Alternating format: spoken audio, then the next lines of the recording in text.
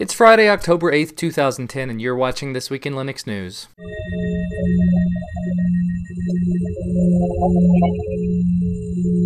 A common complaint up to this point is that Xorg does not support multi-touch for Synaptic-based touchpad devices, even if the hardware itself does support it. Well, a guy at Novell has fixed that. Takashi Iwai of Novell has written 18 patches for the Xorg Synaptics driver to fix some minor bugs, to make some slight changes, and also to add multi-touch support for that touchpad driver. It turns out the patches were written months ago, but Novell had concerns about letting them out into the public just because of possible patent infringements.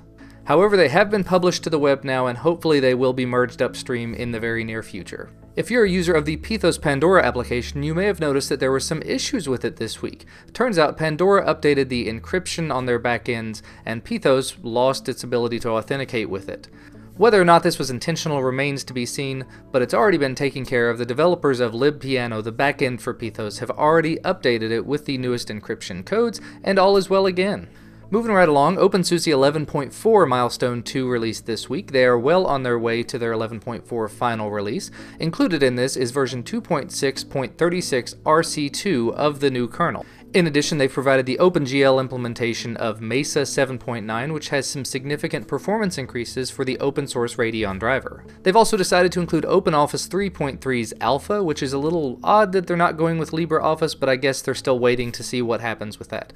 But it's nice to see them include this very new version to give people a taste of what's coming. Also this week, the creators of Jolicloud announced that they were going to be releasing version 1.1 in November. With this new version, they've completely redesigned the boot process so that it boots in 10 to 20 seconds, which actually puts it on par with a lot of the other modern distros. In addition, significant improvements have been made to the suspend and wake up process so that Wi-Fi will automatically reconnect easily. It's also claiming to have fast, flawless video support so that you can watch 1080p out of the box on a dual-core netbook processor and HD 720p YouTube video. It also claims to give the user better battery life than a Windows 7 netbook would get.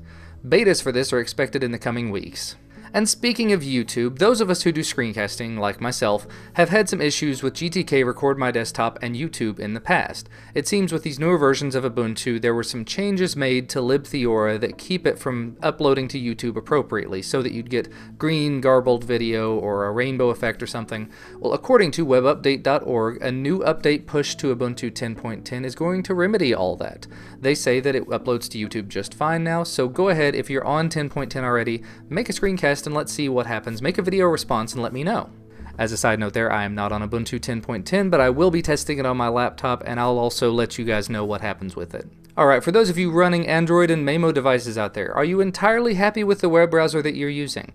You may not have to be for long. Firefox 4 Beta is now officially available for Android and Maemo through their website. The coolest thing that I see about this, it actually includes Firefox Sync with it, so that with version 4 you're going to be able to sync your tabs and your bookmarks and your history and everything across all of your devices that are Android, Maemo, desktop, laptop, netbook, whatever. As long as it has Firefox 4, you're going to be able to have your exact same experience. Very, very cool, guys. Alright, let's talk about a little bit of mobile news since we've already moved to that topic. Came out this week that T-Mobile's G2 device is self-healing, meaning that if you go ahead and root the device, jailbreak it, whatever, make any sort of change to the underlying OS, when you reboot the device, it's going to go back to the default settings. Now, there are a lot of people that are up in arms about this because it actually means there's a ROM chip, a read-only chip, built into the system that contains the core code so that whenever you reboot, it resets itself. Now, the really amusing thing about all of this, on T-Mobile's website, they've got a press release talking about how HTC did it. It's all HTC, but HTC is also saying that T-Mobile's the one that wanted them to do it. So really, it's completely up in the air. Who's at fault? Who knows? Moving on to some better news, if you're on T-Mobile, a brand new MyTouch HD Android 2.2 phone is on its way. It features a 1 GHz Snapdragon processor, an 8 GB micro SD card, a 3.8-inch screen with built-in swipe capability for your little touch screen, a 5 megapixel rear-facing camera that can capture HD video, and a front-facing video chat camera. And like I said before, it does come with Android 2.2, so it's very nice to see more T-Mobile 2.2 Android devices. And since we're talking about Android 2.2 devices, Augen, the creators of the $150 Kmart tablet that I reviewed a little while back, they've announced that they're coming out with a bunch of new tablets. In fact, there are going to be 6 new tablets ranging in size from 7 inches to 10 inches, and they're all going to be named after coffee drinks. Looking at the specs on them, they're actually kind of mediocre, as you would expect at this point. A couple of them have an accelerometer in them, they're the more expensive versions, but most of them are running 800 MHz or 1 GHz processors. They've got a lot of the same features as the other tablets that are coming to the market soon, such as the same storage and Bluetooth and HDMI and a couple of other things like that. However, one of the things I find kind of interesting about it, one of the tablets, the Espresso Doppio, is actually going to be a 10.2-inch tablet that can hook into a netbook kind of interface where you basically just stick the tablet in and you've got a keyboard attached to it.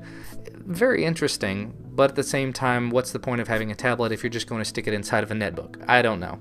The most interesting of them all I see, though, is a flip-open tablet. It's got the tablet on one side and a writing pad on the other, and the pen is actually a digitizer, so whatever you write on one side can be shown on the other side as a note and actually digitized immediately. But it's going to be about $350 at launch, and that's a little bit expensive for that, in my opinion. And to finish things up, I thought I would tell you about a game that someone pointed out to me this week. It's called Steel Storm, and it's kind of a top-down shooter where you're playing as a plane that flies around and shoots things. The traditional old-school top-down shooter game.